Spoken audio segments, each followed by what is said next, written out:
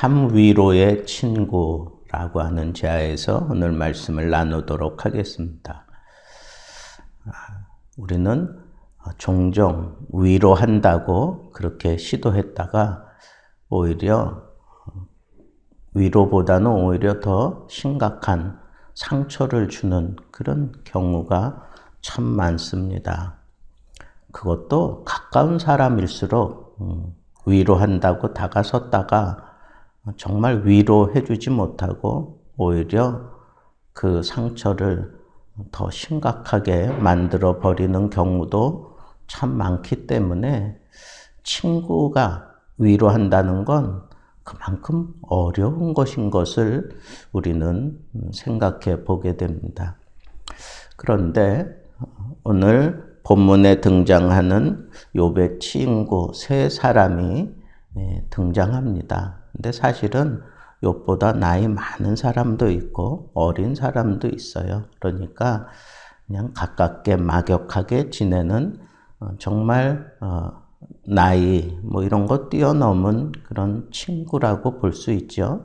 그런데 이 친구 세 사람이 지역적으로 상당히 멀리 떨어져 있는 곳에서 옵니다. 대만이라고 하는 것은 남부 아라비아 지역이에요.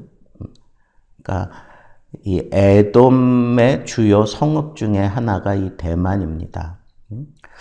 또 이 대만 사람들은 상당히 지혜롭다고 그렇게 정평이 나 있는 그런 사람들입니다. 그래서 그들 스스로도 우리는 참 지혜로운 사람들이다 그렇게 자랑할 정도로 이 대만 사람 그러면 지혜가 먼저 떠오를 정도로 그렇게 지혜로웠던 지방 바로 대만입니다.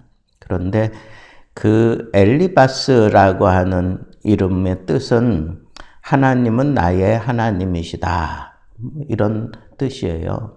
이런 이름을 지어준 걸 보면 그 아버지가 상당히 신앙적인 그런 사람이다라고 하는 것을 충분히 짐작할 수가 있죠. 또 다른 사람,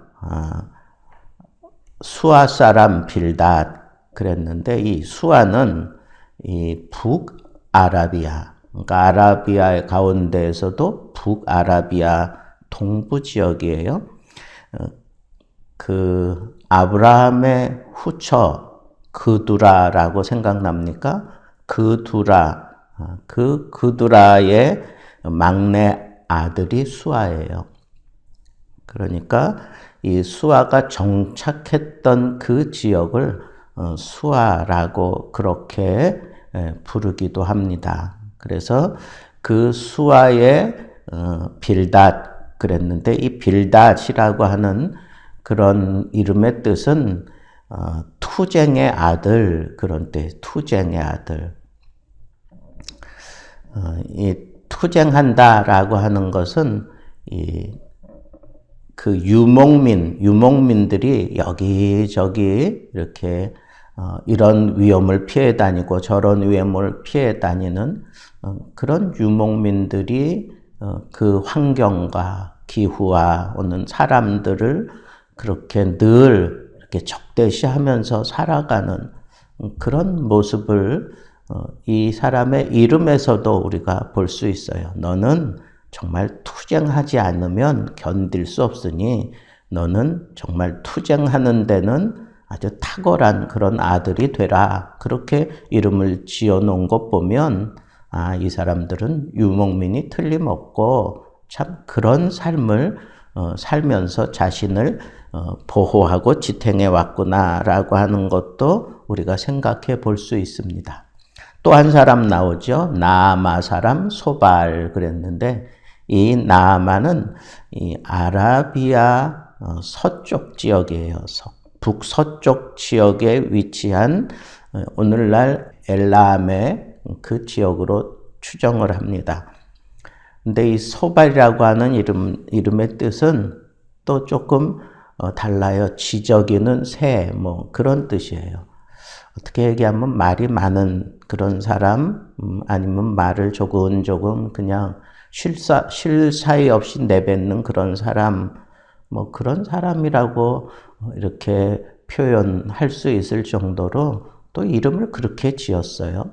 소발, 그게 지적 있는 새다라고 그렇게 이해하시면, 이 사람들의 어떤 그런 이름에서 풍기는 그 사람들의 어떤 인격이나 그 사람들의 어떤 그 살아온 이력이라든가 이런 것들을 우리가 충분히 이해를 할 수 있을 것 같아요. 그리고 앞으로 이 새 친구들과 이제 끊임없는 주고받는 메시지가 서로 이제 등장하게 되는데, 이런 배경과 이름을 우리가 좀 알고 있으면, 그래서 이런 얘기를 하는 거겠지, 우리가 이제 충분히 이해할 수 있을 겁니다. 이 세 사람이 상당히 절친하게 지냈다라고 우리가 추정해 볼 수 있는 것들이 몇 가지가 있어요. 그 첫 번째가 이 욥에게 닥친 그 징계, 환난 소식을 듣고 제일 먼저 욥에게 찾아왔어요. 근데 이 세 사람이 약속을 하고, 서로 주고받는 약속을 하고 이렇게 같은 날 찾아온 걸 보면 긴밀하게 이렇게 움직였던 사람들 같고, 그리고 다 아라비아 사람들이잖아요. 그러니까 이 아라비아 여기저기 흩어져 있었던 사람들이니까 서로 약속을 해서 이렇게 모일 정도로 아주 긴밀한 그런 관계인 것을 우리가 생각할 수 있어요. 오늘날처럼 뭐 교통이나 뭐 통신 뭐 이런 게 아주 자유롭게 그리고 탁월한 시대가 아니었기 때문에 이렇게 약속을 하고 온다는 것 자체가 쉽지 않잖아요. 근데 이렇게 각각 같은 생각을 가지고 가야지 그러고 왔다는 것만 해도 이 사람들은 욥과 상당히 절친이었음이 틀림없다라고 하는 생각을 하는 거예요. 특별히 이렇게 역경 속에 있는 친구를 찾아가서 위로한다는 거, 그 태도는 상당히 칭찬할 만하지요.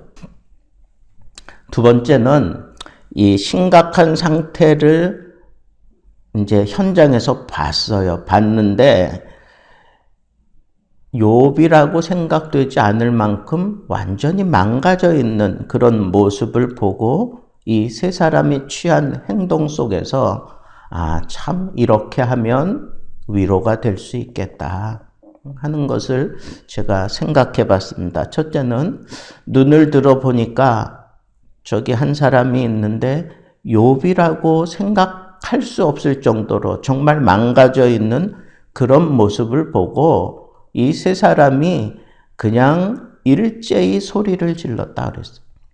너나 할 것 없이 똑같이 소리를 질렀다 그랬어요. 그러면서 막 울었어요.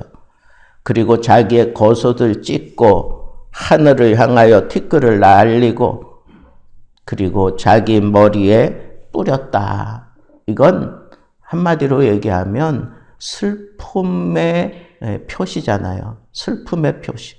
이것도 뭐 이렇게 옷을 찢고 죄를 무릅쓰고 뭐 머리에 뿌리고 이런 것들은 아주 극심한 슬픔의 표현이에요. 아주 극심한 슬픔의 표현을 누가 먼저라고 할 것 없이 세 사람이 같이 동일하게 막 소리를 지른 거예요. 이게 뭐냐고 그러면서 막 소리를 지른 거죠. 어떻게 이런 일이 있을 수 있느냐고 그러면서 소리를 지른 거죠.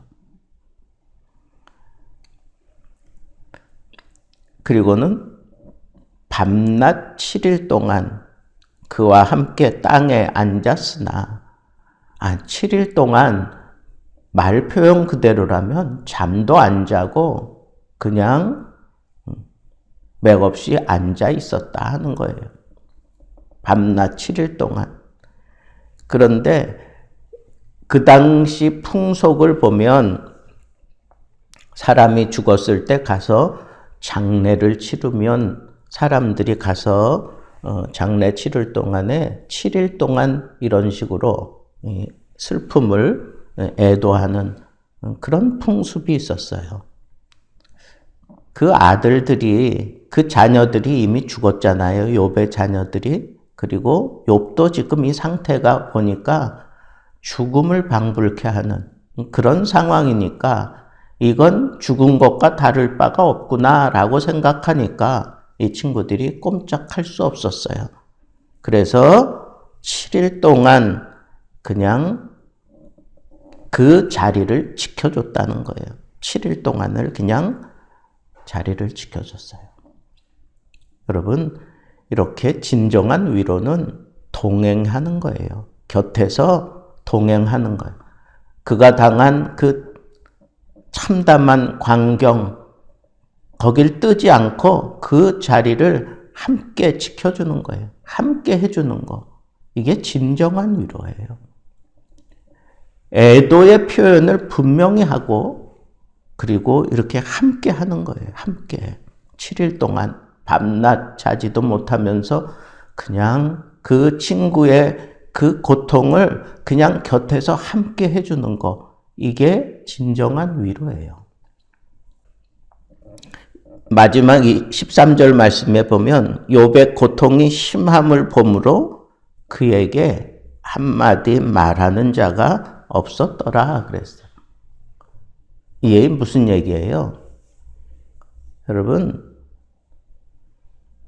어떤 때는 침묵이 가장 큰 위로가 돼요. 이 죽음을 방불하는 그런 심각한 상황에 빠져 있는 사람에게 무슨 말을 한들 그게 위로가 되겠어요? 무슨 행동을 한들 그에게 무슨 큰 위로가 되겠어요?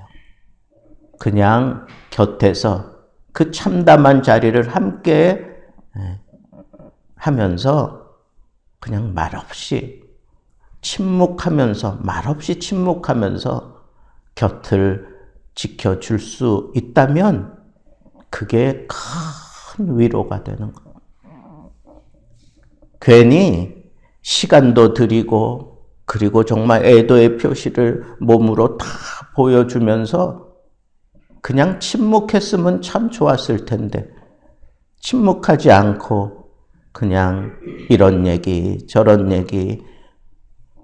여러분, 사람은 말에 실수가 많은 그런 사람들이기 때문에 말보다는 그냥 침묵하고 그 자리를 함께 하면서 슬픔의 표정으로, 슬픔의 몸짓으로 그 자리를 지켜주는 그게 진정한 위로라는 거예요. 그래서 이 세 친구가 이와 같은 정말 좋은 위로를 보여줬구나라고 그렇게 생각할 수 있습니다. 그리고 우리가 여기서 먼저 분명하게 깨달아야 될 것이 있는데 이 욥이 자기 신앙을 딱 지켜가고 있을 때 사탄이 시험을 하잖아요. 근데 그 시험을 지켜내잖아요. 자기 가지고 있는 재물 다 날리고 자녀들 다 죽고 그리고는 그거 가지고 안 되니까 그 몸을 쳤어요. 기아장으로 긁어가면서 그 자리를 지켜가고 있는 그때 두 번째 시험이 뭐예요? 아내가 차라리 하나님을 저주하고 죽으라고 그렇게 조롱하는 그런 비웃는 그런 아내의 모습을 보고 얼마나 또 낙담을 했을까요? 그런데 욥은 또 그것마저도 이겨내잖아요. 그래서 입술로 범죄치 않아요. 그리고 이번에는 그것 가지고도 안 되니까 이 위로하겠다고 찾아온 이 친구들을 통해서 욥을 계속 정죄해요. 욥을 계속 정죄하는 내용. 그리고 거기에 대해서 나는 그렇지 않다고, 나는 억울하다고 그러면서 계속 그런 변론을 하게 되는 것을 보게 됩니다. 사탄은 이처럼 나의 주변에 가장 가까운 사람들을 통해서 나를 시험해요. 요만한 틈이라도 있으면 사탄은 그걸 놓치지 않고 그것 가지고 상처난데 소금 뿌리듯이 계속해서 이렇게 시험하고 무너뜨리려고 발악하는 게 그게 사탄이에요.